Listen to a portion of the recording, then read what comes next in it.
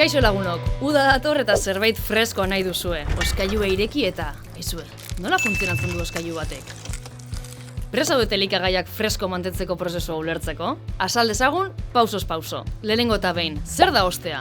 Osteak esan nahi du beroa kentzea. Oskailuek elikagaietatik beroa ateratzen dute, eta ingurura botatzen dute barrualdea hotz mantenduz. Nola egiten dute beroa kentzeko? Oskailuaren bihotza oste sistema da, eta horretan lau atal garrantzitsu daude. Konpresorea, osten duen likidoa konprimatzen du, fluidoa gas bero bihurtuz eta presioa igoz. Gasak energia handia du, eta bero dago. Kondentsadorea, gas bero hori oskailuaren atzealdean dagoen oditeria batera pasatzen da.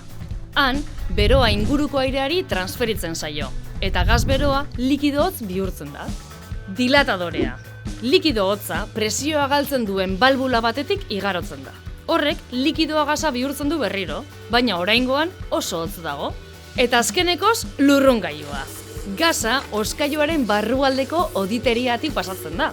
Oskailuaren barruko beroa xurgatzen du eta horrek elikagaiak hotz mantentzen ditu. Oskailuak etengabe egiten du prozesu hau.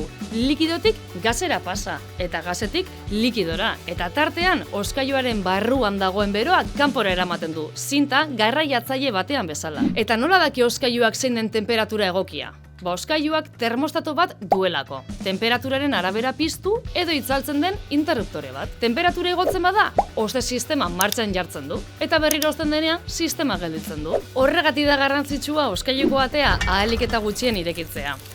Gustatu baldin bazaizue, eman like eta utzi iruzkinen bat.